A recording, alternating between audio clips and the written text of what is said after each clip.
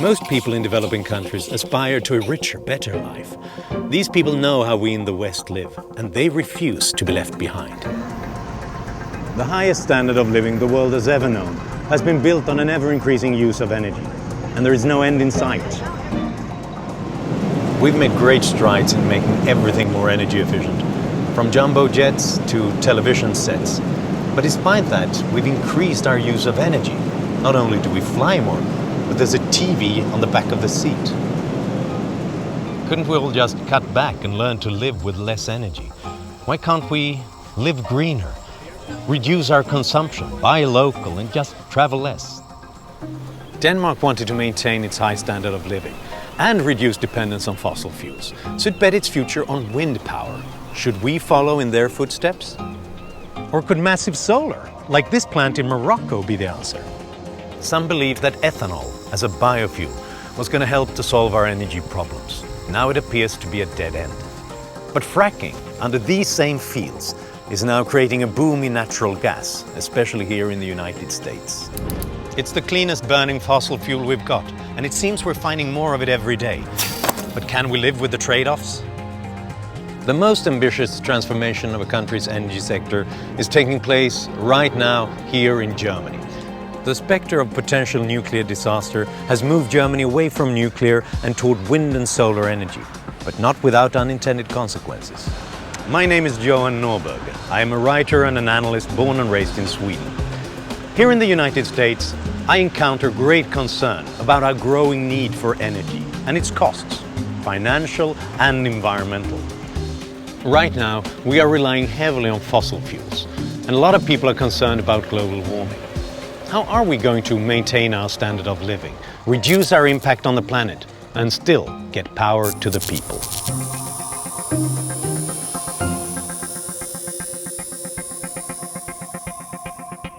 Major funding for this program has been provided by L.E. Phillips Family Foundation. Additional funding was provided by FedEx, Sarah Scaife Foundation, Melvin S. Cohen Foundation, and Harvey Cody.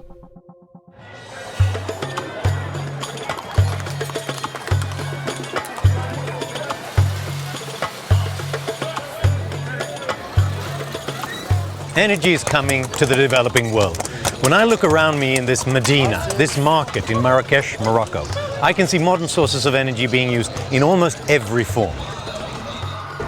Bottled gas fires the stoves for the street vendor, and electrical energy powers the lights.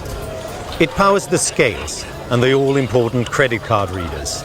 It drives small manufacturing tools and automated weaving machines. TVs and computers abound. Many environmentalists fear that this growing consumption of energy will spiral upward, and the Earth's ecosystems will suffer as a result. And yet, can we really object to the developing world's rise out of poverty and its move towards a better standard of living? Stretching 2,400 kilometers across Algeria, Tunisia and Morocco, the Atlas Mountains separate the Atlantic from the dry, harsh climate of the Sahara. Here, small villages are largely inhabited by Berbers, present-day descendants of the pre-Arab inhabitants of North Africa.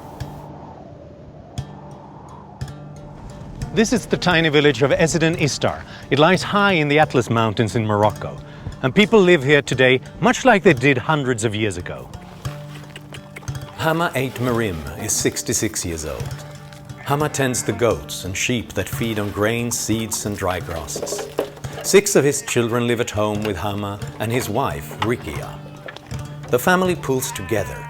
Everybody contributes to the work that has to be done. Every day, Rikia pounds and grinds the pits of dry dates so that the farm animals can easily digest them. Cousins Sarah and Fadima weave traditional wool rugs to be sold in the local market. These generate cash to buy food and supplies for the family. The Berbers are well known for their colorful handmade carpets. Each day, cousin Muhammad rides to the well to fill jugs of water for drinking, cooking and washing. The eldest sister, Safia, walks miles through the desert every day to collect firewood for cooking. There are no trees in this part of the Sahara, only dry bushes and brush. It is essential fuel for the family, although collecting it is contributing to the devegetation and expansion of the desert. The women of the family prepare the meals, grinding wheat and sifting flour for bread. A stone room keeps their food cool during the hot days, and a weekly trip to the market supplies the family with fresh vegetables. Bread is a staple of the Berber diet. It's cooked twice each day in a cast iron pan over an open flame by Aunt Fatima. 10-year-old Keltouma, Hama and Rikia's daughter, attends school with her cousin, Hassan. It is a short walk from the village to the one-room schoolhouse. The children in this classroom range in age from 6 to 13 years old. There are 11 boys and 4 girls. If they're lucky, some of them might go on to high school or even to college. Late in the day, school is over and the children walk together back up the hill to their houses. The Eitmerim family lives a good life, significantly better than much of the world's population. They have food, clothing, shelter, and a means of earning money.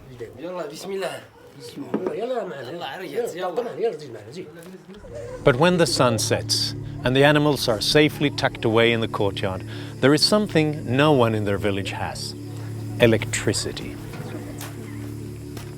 You might think these people's lives are simple and pure, close to nature, far from the hustle and bustle and the pressure and the stress of the modern world. These people wouldn't want electricity. You would be wrong. تغير المعيشة بزاف. الضوء المعيشة بلا الضوء راه ما كاينش ولا نتفرج شي التلفازة ولا نتفرج شي الفيديو ولا نتفرج كله. The impact of not having energy relates to medication, to medicine, storage of medicine, related to water, purification. It also relates to agriculture. If you have energy, you can pump water for drip irrigation and so forth. Living without electricity makes everything more difficult. You don't have any powered water wells, and of course you can't refrigerate the food.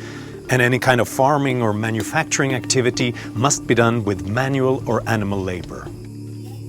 It diminishes their quality of life because so much of your time, your daily routine, is occupied by providing this energy for yourself that it leaves you very little time to do anything else that's productive. These countries remain poorer, and when they remain poorer, they then have less money to invest in other environmentally conscious activity. But life goes on. They still have to have light at night, and they still need to cook their meals. The family owns 2 gas-fired lamps. One in the main room where the family sleeps. The other is in the cooking area, where it casts a light on one of the gravest problems of living without modern sources of energy. Almost half of the world's population cook food on open fires indoors, usually with wood or animal dung, because they don't have electricity or gas. This results in respiratory illnesses, and it is a major global problem. The World Health Organization estimates that in Africa, indoor smoke from solid fuels are responsible for around 500,000 deaths every year. Globally, almost 2 million die, and the horribly sad truth is that half of those who die are children. الضوء تيداس المسائل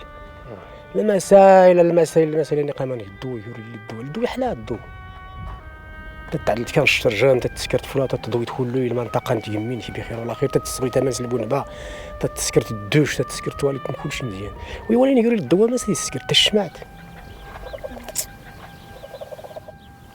Just a few kilometers away from Esidenistar is the larger village of Tamayust.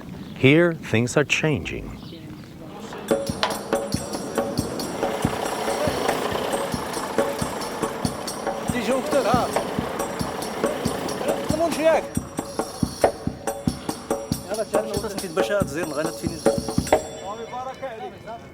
Tamayust was wired to the national grid 8 years ago, and it's made a huge change in their lives. Abdur Hamen Eit Brahim is the village imam in Tamayust. الحمد لله وحراي شعل الضوء الا يلا فرح بغيت كنت تصور الفرح زعما فرح بنادم غير يشعل البولا يفرح يصرخ التلفزيون الوقت النيره يفرح كذلك دياوي الثلاجه يفرح يلا الفرح يمكن نعس اللي اطلقني الضوء الا الفرح المليح الفرح زعما فرح مزيان. Here in Tamayust, there are electric lights so that families can read or socialize after dark. They can watch television and see news from Morocco and the rest of the world. People have cell phones and communicate with others outside the village. Some own computers that bring the modern world into their lives. There's a light in the bathroom and the shower, something that's not appreciated until it's not there. The food in this house is fresh and uncontaminated because of this refrigerator. And most importantly, there's a more modern kitchen with running water for cooking and cleaning. And because they cook meals on a gas stove, this family is not burning wood indoors, exposing themselves to dangerous smoke. This increase in power use is very good news. It has contributed to an unprecedented reduction in poverty and mortality in poor countries. I think there are people who actually feel that maybe expansion of technology into remote areas will have a much more impact on the environment itself and that we shouldn't do it. I think these people are perhaps not thinking very seriously about the well-being of those communities. And I think those communities, they have aspirations like anybody else. They wanted to develop and they wanted to progress. A World Bank study showed that when villages in India were electrified, the lives of 8 children per 1,000 born were saved. In other words, out of a population of 1 million children, the deaths of 8,000 were prevented. But unfortunately, as we all know well, the result is an increase in CO2 emissions. It is problematic, but we have to ask ourselves, don't they deserve the same kind of life-changing benefits that power has brought the West? In the end, people in developing countries are going to seek lives with our levels of abundant energy. It's happening. All life needs energy. Energy is the ability to move matter, to do anything. We live in a time of abundant energy, available to all of us in developed nations. We take it for granted. It's almost a right. It lights our homes. It powers our cars. But it's more. It's actually the vehicle that raises our living standards, lengthens our lives, and helps give us fulfillment. Some think that we're just using too much energy. Maybe we could move to a simpler time and demand less from the power grid. If we all lived with less, closer to nature, that would have a major impact on our need for energy and a positive impact on the environment, right? Meet Tim and Linda McLean. For 6 years, they have lived independently, without purchasing any power from the electrical grid. We decided that when we retired that we'd like to live here, so we moved up here. See, it's off the grid. We don't have to, wait for those little envelopes in the mail that say we got an electric bill. We've got the solar and it takes care of itself. We've got a diesel generator for a backup system so that if we don't have sunshine, the generator automatically comes on and it charges the batteries.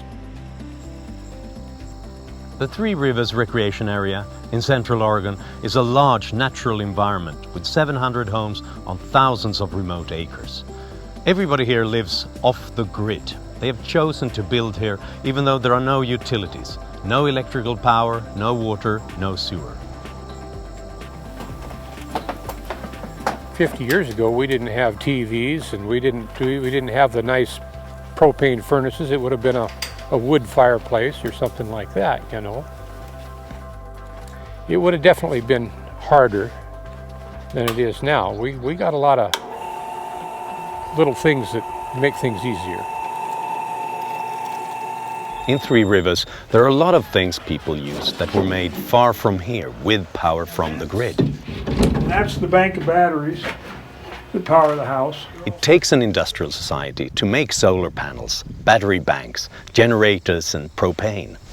Even living off the grid requires a grid. Actually, to get into solar now is probably $25,000. Yeah, it is. By the time you It's expensive. pick up $8,000 to $9,000 for a generator, the solar panels, and then the inverters, and 4,000 watt, 48 volt.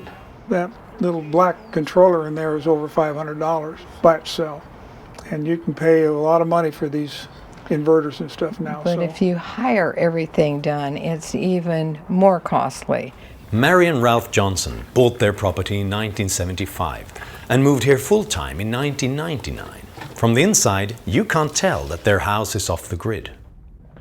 Actually, believe it or not, when you tell people you live off grid, it is something else, because they can't figure out, well, what about your lights and how about heat? And they don't quite understand what off grid is.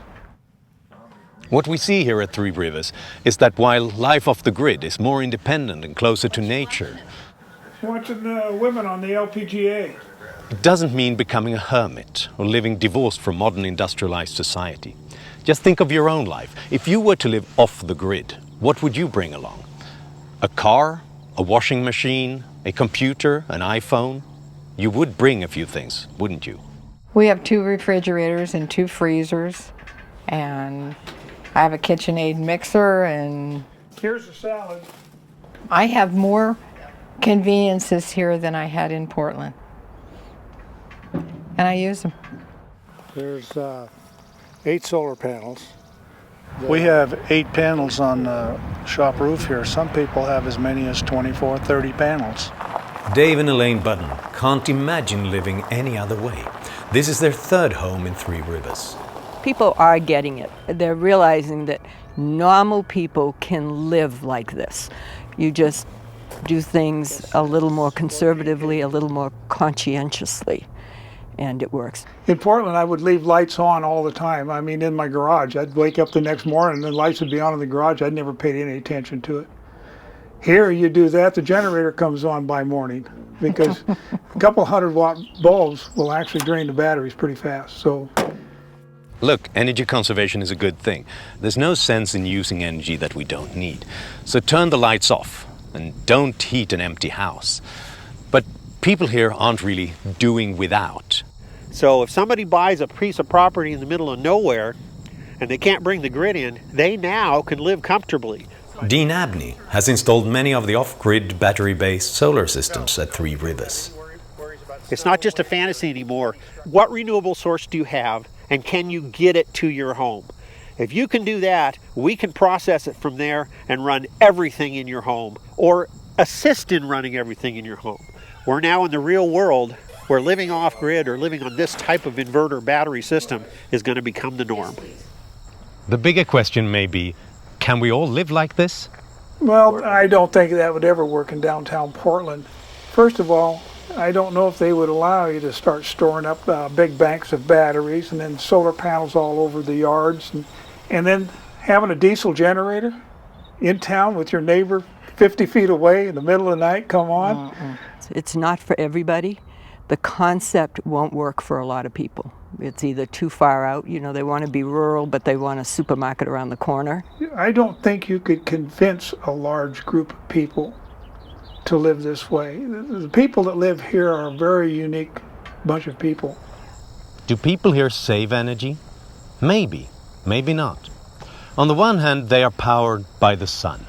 On the other hand, they're also powered by diesel generators and propane. And they have to drive far to buy food or get to the mailbox. Energy questions are complicated, and there are always trade-offs. For example, buying food grown in rural areas outside of your hometown will help the local farmer and put healthy fresh vegetables and fruits on your table. But if both you and the farmer drive to and from the market, you might end up using more energy than if you bought your food at the supermarket, where it's efficiently transported from much farther away, but by using less energy. When we think of green, we think of living in a rural environment with lots of space around us, living close to and in harmony with nature, maybe with solar panels on the roof and a windmill in the backyard. This is hardly green, is it? Well, it may surprise you to find out that on a per capita basis, this is green. According to the Brookings Institute, individual New Yorkers use less energy than most Americans, more than 40% less. Why is New York City so green? Well, because it's densely populated. Apartment buildings might not look very green, but they are the most energy efficient form of housing. And you don't have to drive much, because you can buy literally anything right around the corner. Other research shows that 54% of all workers commute to work by mass transit, and only 23% of households in Manhattan own a car. For many people, walking is the way they get around. So what does it all mean? Well, the energy question isn't simple, and our perceptions are often wrong. That house in the country, that trip to the farmer's vegetable stand, might not be that green after all. And some of the things that seem on the surface to be the exact opposite are actually very green. No matter how we choose to live our lives, we are going to need more energy in the future. The problem is that all the energy sources have their limitations and environmental impacts. There are problems and benefits with them all. Let's have a look.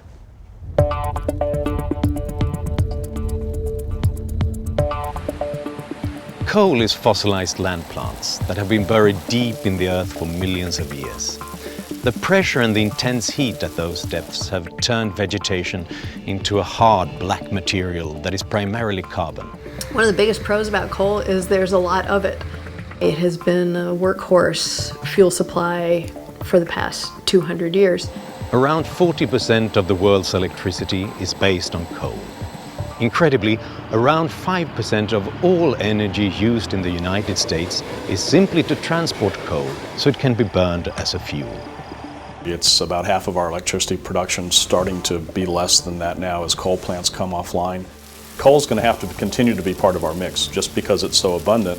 Coal consumption is now increasing rapidly in developing countries.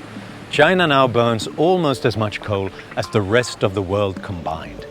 Its cons are largely environmental, not just the typical air pollutants, but also obviously the high greenhouse gas footprint.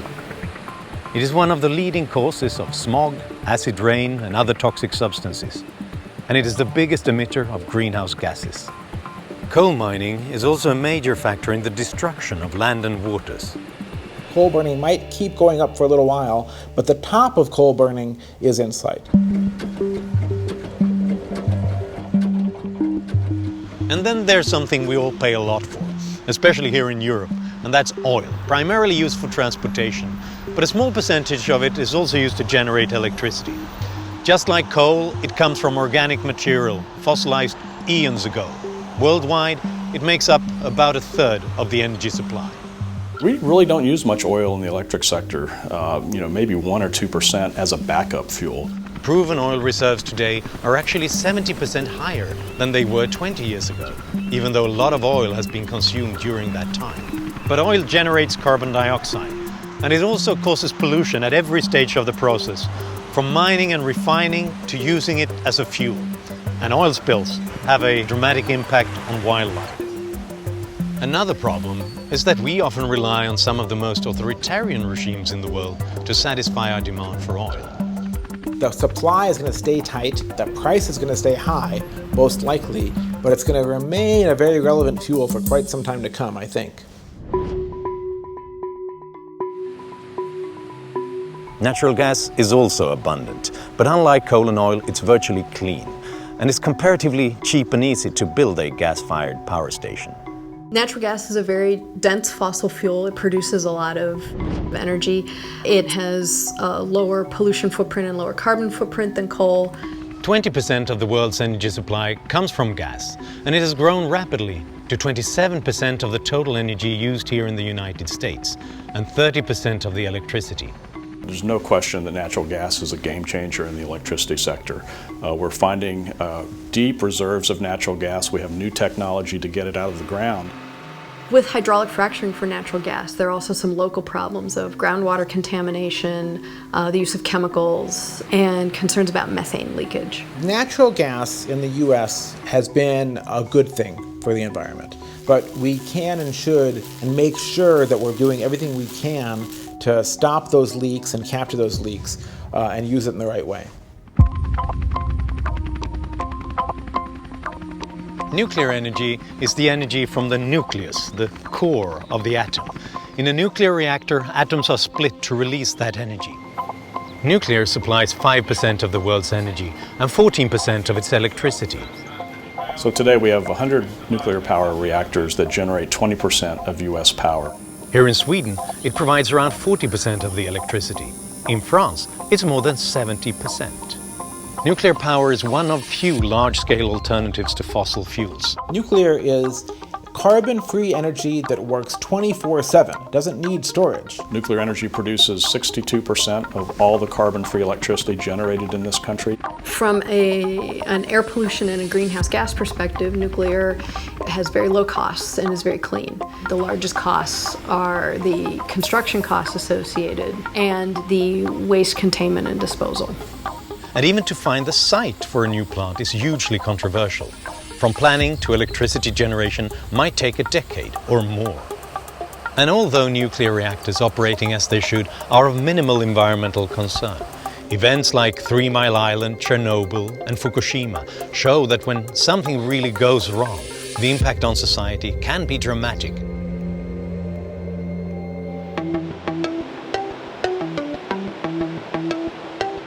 Hydropower has many benefits. It is clean.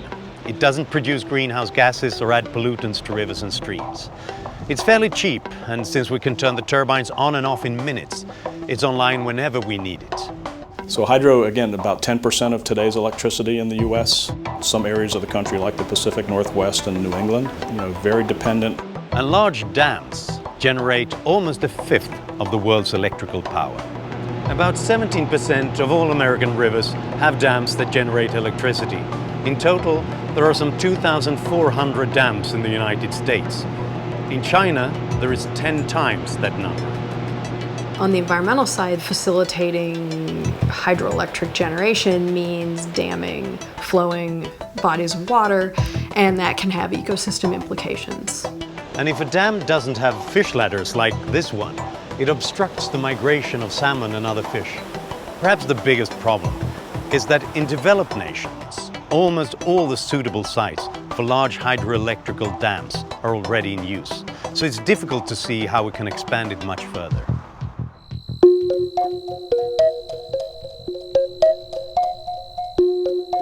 In my own country, Sweden, we have seen a revival of what might be called mankind's first energy source, burning wood, or rather using biomass. Around the world, almost 10% of the energy supply comes from using biomass or waste. When we grow our fuel from wood, corn or algae, or burn waste, that's called biomass. In my hometown of Malmö, biomass produces 40% of the city's heat. The thing that appeals to me about biomass and things like anaerobic digesters for dairy waste is that you're killing two birds with one stone. You're using a waste stream as an energy source. Still, bioenergy tends to be more expensive than the alternatives. And the large-scale use of biomass demands that huge areas of land be set aside. The end of the oil age will come when we have some renewable replacement for oil. We should be able to do it, but we haven't figured out the engineering to do it at scale yet. Someday someone will. That person will make a fortune and do a huge value for the planet, but we don't know who it's going to be or what year it's going to be. It's difficult to think of a cleaner way of generating power than harnessing the wind. But currently wind supplies no more than 1% of energy globally and less than 4% of the electricity. Some countries have gone much further. Turbines like these here in Denmark supply the country with almost a third of its electricity needs. Wind power is really emerging as a significant electricity source. Obviously, there are some regions where wind works and some regions where it doesn't. We would have to build 80 new wind turbines like this every day just to match the annual increase in carbon dioxide emissions from China's coal. The biggest drawback is that wind is intermittent. The wind doesn't blow all the time. And everybody knows that the wind must be strong enough for the generators to function at full capacity. Many people also object to how wind turbines affect the beauty of the landscape. You can't flip it on and off with a switch. Wind facilities have to be backed up typically with a natural gas generator. There's people working on windmills that can work with winds as low as 3 or 4 miles per hour. There's technologies of all sorts coming along all the time. Every hour of every day, the sun beams more than enough energy onto our planet to satisfy global electricity demands for an entire year. Solar is also a fuel source that the electricity industry is really expanding into in terms of large commercial solar installations. 30 years ago, solar cells could only convert a few % of sunlight to electricity. Today, off-the-shelf solar arrays convert 20% and more. The cost to install solar photovoltaic systems have dropped 40% in 3 years. On the plus side, solar energy is clean and abundant. You can do it small scale, from a few watts to recharge a cell phone, to large scale, hundreds of megawatts for industrial generation. And you can do it in remote locations, far from the grid. But it does have negatives. It doesn't work when the sun doesn't shine. And even though costs are dropping, it's still expensive to install. Another cost of solar is the energy intensity required in the production of the solar PV panels. One of the elements that you don't hear about very much with solar is what do you do at the back end, and you have to dispose of cadmium and some of the toxic elements that are used there. Another cost that is common to both wind and solar is the lack of storage. But there is a way to generate electricity from the sun that doesn't involve solar panels. The desert of Morocco in North Africa has the advantage of strong, bright sunlight. Here at the Noor solar facilities, they use mirrors to heat a liquid and create steam, to drive a turbine and generate electricity. And they are able to store the sun's energy. During the day, the liquid heated by these mirrors will also heat salt until it becomes a molten liquid. The stored heat in the salt will power the generators for 5 hours after the sun sets and help Morocco get through its peak power demand in the evening. Morocco has ambitious plans to build major solar facilities, and they are connected to the European grid with cables under the Strait of Gibraltar. They are definitely thinking of exporting electricity. We have to realize that these technologies are the fastest growing in the world, but they're also a tiny fraction of the amount of energy that we get. So it's at the very dawn, no pun intended, of its value to us as a civilization. So it's clear, every energy source comes with its own set of problems. But there is another way of looking at this. The potential should be limitless, because energy is everywhere. The world is turning, the wind is blowing, and water flows downhill. The world is overflowing with energy. The only bottleneck is our ability to safely convert, store, and pay for it. And we're going to have to figure that out. By 2050, world population will have grown to almost 9 billion. So even with the same living standards, we'll need 25% more energy. And of course, the world's poor are not content with today's living standards. They want better lives. Rich countries won't be able to influence poorer countries to develop in a green way, just by turning to more expensive energy sources, or by trying to convince them to restrain themselves. But if we can develop better and greener and cheaper energy sources, they will spread around the world in a spontaneous way. The government has historically been heavily involved in the energy sector. It has spent massive amounts on research. It has built dams and developed nuclear power. And today, there's a lot of pressure to solve the energy problem quickly with a top-down solution, with the government deciding which way to go. But picking winners in energy is just as difficult as it is in other sectors of the economy. It has often stuck us with the wrong solutions at the cost of alternative solutions that could have worked better. Life in this small German town was good, until a fateful government decision changed things forever. This is the beautiful historic town of Atterwasch. It lies in eastern Germany, close to the border with Poland. It's a small town with some 250 people. Atterwasch ist deshalb so schön, weil es hier viel Grün gibt, viele Naturparks, es jede Menge Wälder, Wiesen und Äcker, und es ist für mich die schönste Heimat, die es gibt. Christian Hauschka has lived in Atterwasch since he was 7, when the village was still part of East Germany. Eine Frau und 2 Kinder. Die Kinder sind 2 Jungs, 2 und 5 Jahre alt. Und sie werden hier in Atterwasch groß und ich möchte, dass sie auch hier alt werden können. Father Matthias Behrendt is the pastor at the Lutheran Church, which was originally built in the 1200s. Viele Familien hier können ihren Familienbesitz zurückverfolgen über Jahrhunderte, dass also die Eltern und Großeltern und Voreltern schon auf diesen Höfen gelebt haben. Ich bin hier geboren, ich bin hier aufgewachsen. Ulrich Schulz owns the largest farm in the village. He has almost 500 head of cattle. Wir leben hier und haben seit jeher unseren Lebensunterhalt mit der Landwirtschaft. Atterwasch hat einen sehr engen dörflichen Zusammenhalt. Das heißt, die Nachbarn unterstützen sich gegenseitig, besuchen sich, sind gegenseitig Taufpaten und befreundet. Ein sehr nettes Wohnklima. But to the dismay of the local residents, this town will be torn down. Why? Well, that's a complicated story, and it begins in the capital of Germany, Berlin.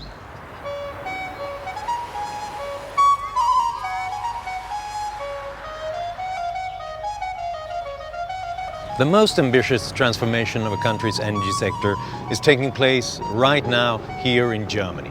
It is called the Energiewende, the energy transition. After the nuclear disaster in Fukushima, Japan, the German government decided to abolish nuclear power, and it has shut down 8 nuclear plants so far.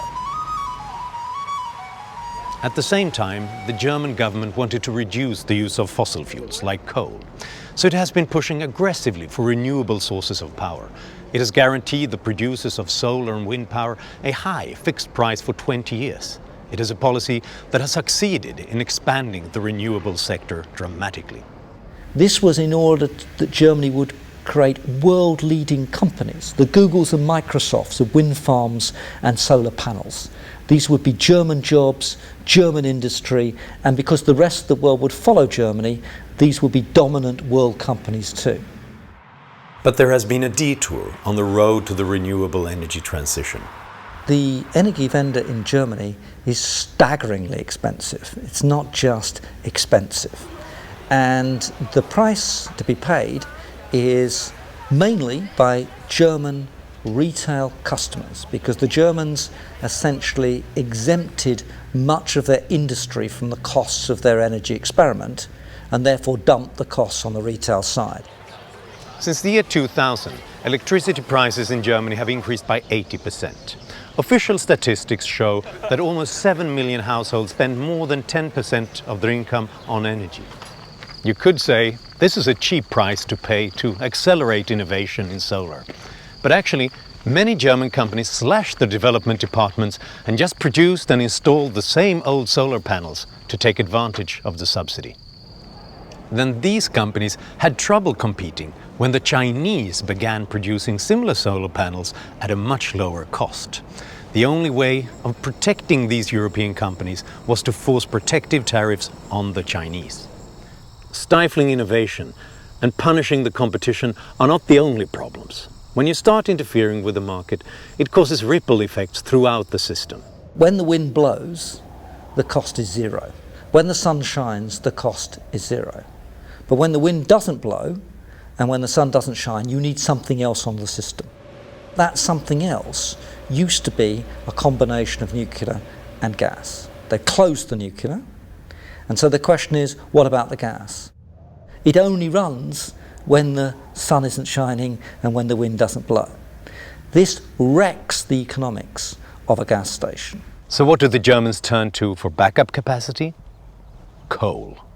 And so the result is that German electricity is now up to 45% generated from coal. It was supposed to be a green energy transition, but to power it takes even more coal than it used to. So the Germans dig more of it up wherever it is, which brings us back to Atterwasch. Unfortunately, the town sits on a rich vein of lignite coal. It's some of the dirtiest coal in the world, but necessary for Germany's energy transition. So the town's got to go, the whole town. Ja, was passiert hier mit dem Dorf, mit der Kirche, mit dem Friedhof? Es wird alles abgerissen. Die Kirche wird gesprengt, die Dörfer werden geschleift, die Leichen werden ausgebuddelt und umgebettet, es werden neue Friedhöfe angelegt. This is the brown coal strip mine that will swallow up Atavash and 2 other neighboring villages. Das war ein großer Schlag für alle. Mein Vater ist 88 Jahre alt. Wenn ich mit ihm spreche, der dreht sich um bei diesem Thema. Der sagt, ich kann es nicht hören, ich will es nicht hören, ich verarbeite das gar nicht. Es macht ja wenig Sinn, dann noch mehr Braunkohle zu verbrennen, weil dann ist es ja keine Energiewende, dann ist es ja die Negierung von der Energiewende. Also für uns völlig unverständlich und für mich ist es einfach nur idiotisch. Der Umstieg aber in die erneuerbaren Energien hat letztendlich in Deutschland überhaupt nicht funktioniert. To have 3 objectives of energy policy: security, decarbonisation and competitiveness, and to fail on one is something that politicians should answer for. But to fail on all 3, that's a pretty big achievement. But you don't have to go to Germany to see the consequences of government picking winners in the energy game. You can see it right here in the United States. For a while it seemed like bioethanol would replace the expensive gasoline that fuels our cars. Ethanol was this very promising technology which was supposed to cure a lot of our energy problems because it was renewable, it was relatively clean, and the government started subsidizing it in a big way. The US government has subsidized it by more than $20 billion and has required that ethanol be blended into gasoline. But after 2007, when ethanol started to be used more widely, it became hugely controversial.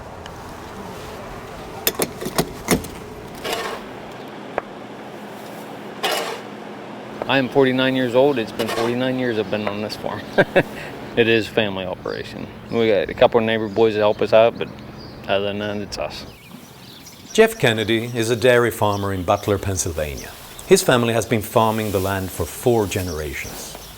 This land means everything to me. My wife asked me one time if I was going to die in that barn, and I said I probably will. This is home. Today we're planting corn, and this is all for our cows to produce milk.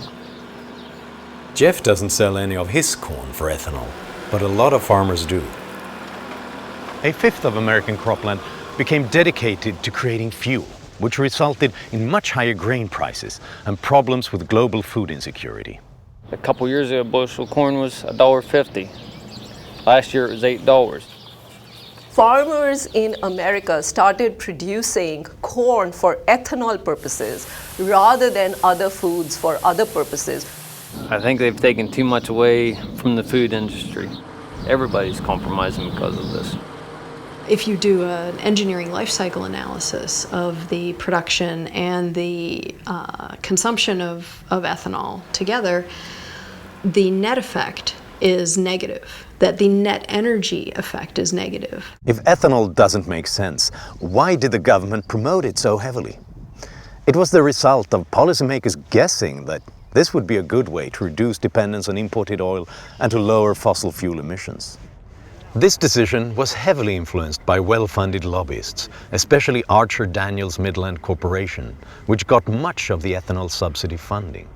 So I think in the case of ethanol, the government has picked a technology to win, and that's terrible. That's a nightmare. It's not been good for anyone except the farmers who grow that corn and a couple ethanol companies. When we look at the dead ends that government programs ran into, it's easy to despair. But there is an alternative to politicians deciding top-down which energy source to promote, and that is to rely more on the thousands of scientists, innovators and entrepreneurs who experiment with different solutions every day.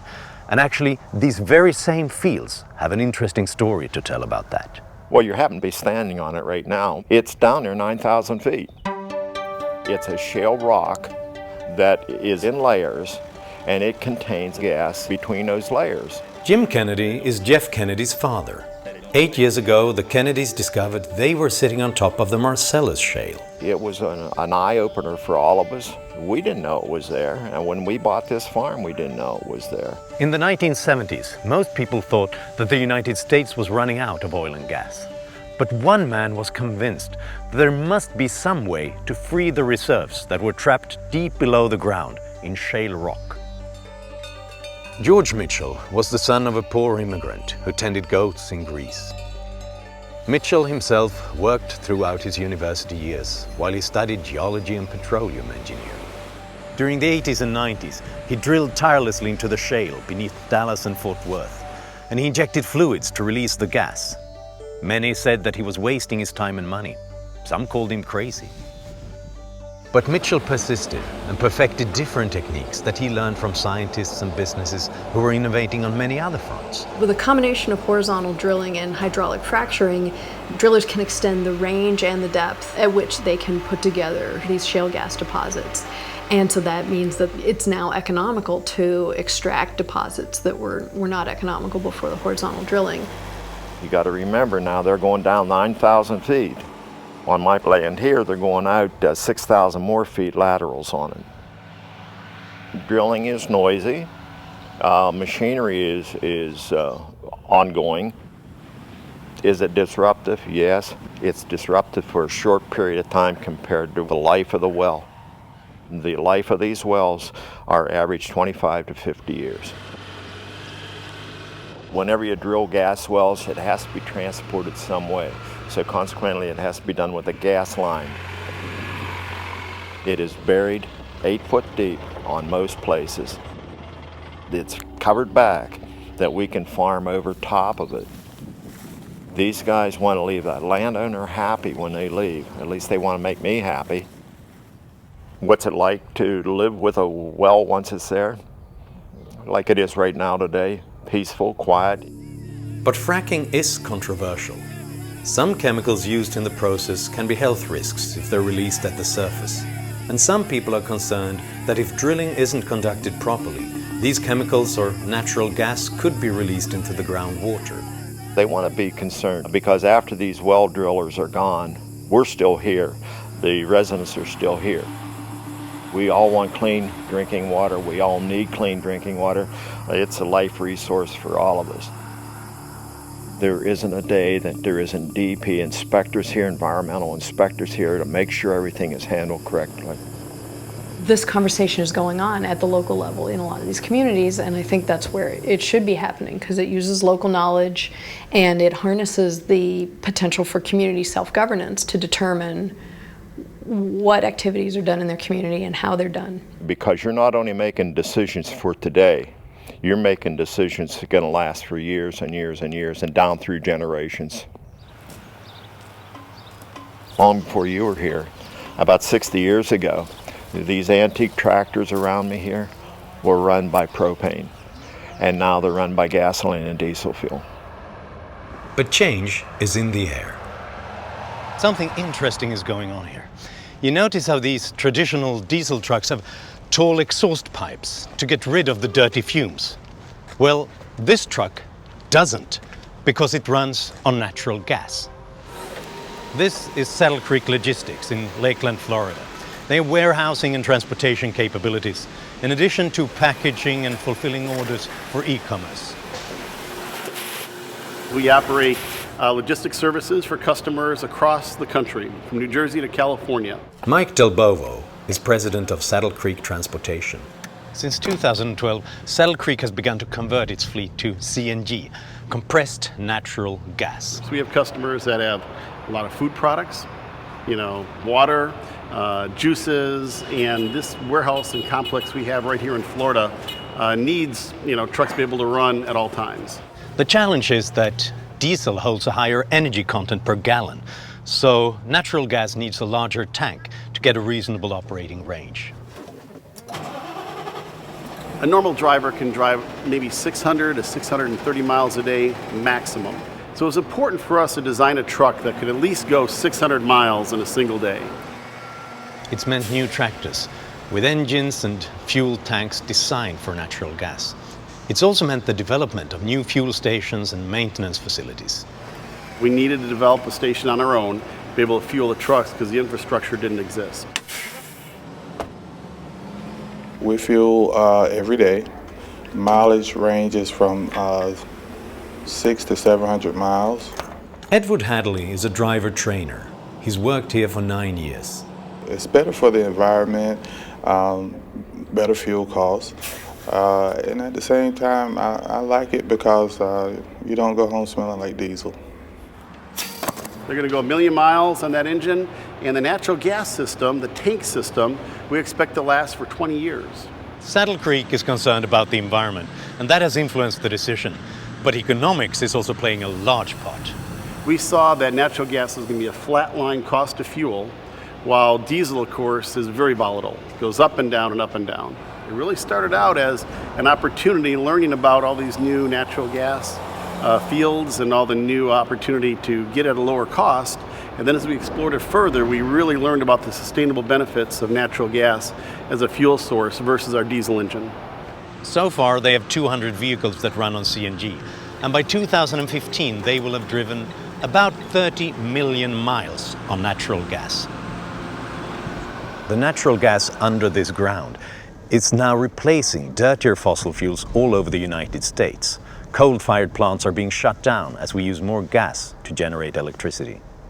And what America has demonstrated is it is perfectly possible to have a big transition from coal to gas and have your energy prices fall, improve your competitiveness, and in the process cut your emissions.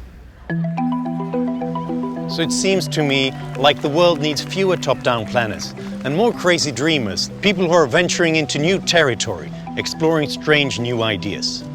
Most of them will be failures, but it only takes a few to change the world. And we are going to have to change the world. Because we will need more energy in the future to power the next steps mankind will take and to make sure that everyone around the world gets the chance for a good life, free from poverty. It's tempting to go looking for that one best solution to the energy problem. But the simple and surprising answer is that there is no one best source. What's best changes with where you live, and it changes over time. There is no energy source that is perfect. Every energy source has a negative or at least a limitation. There are no silver bullets. Everything has trade-offs, and there are no easy answers. I don't know what will work out in the end, and you don't know. And we have learned that the government certainly doesn't know. But the government can help out by funding basic research to increase our collective knowledge. And it can make sure that we take account of the environmental costs involved in energy production, so that we pay for the damage we do, and cleaner alternatives get a chance. Because I cause that cost, I should pay a price in the way I pay a price for any other cost I impose. And if I have to pay a price for my pollution, I'm going to take it into account in how I do stuff. But apart from that, politicians should stay out of the way. They shouldn't decide top-down what the future of energy is, and they shouldn't subsidize their particular favorites. I think we can be fairly confident that if we leave the energy production to the natural forces of competition and market, that we will have abundant sources of energy which are cheap and sustainable and clean. Because it's those meetings of the mind in markets that create the most value and are the most resilient and sustainable. We can get through this. We may be destructive as a race, but we're also incredibly inventive. I don't think we're headed for either a utopia or a dystopia, but the arc of history is towards a better world. And it's not utopian to imagine that we may have technologies which lead us to leave quite a lot of those fossil fuels in the ground, not because we decided to do that, but because there are cheaper and better ways. Maybe we can develop space-based solar power where the sun always shines, or expand the use of solar mirrors in the high deserts of the world. We might design a safe nuclear plant that runs on the radioactive waste we already have. Maybe in the future we will get our fuel from algae. Someone might come up with a cheap way of taking carbon dioxide out of the burning of fossil fuels. We might even be able to take it out of the atmosphere. What we do know is that tens of thousands of scientists and entrepreneurs are right now hard at work trying to develop brand new energy sources and perfect amazing technologies because they think they have the key to the future. Maybe one of them does. Or maybe it's someone we haven't heard of yet. The developing world thirsts for energy, and there's little question that, in time, they will get it.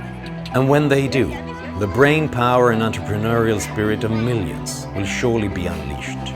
Because a child today can have access to the sum of mankind's knowledge and can add her own ingenuity to it, perhaps bringing power to all the people.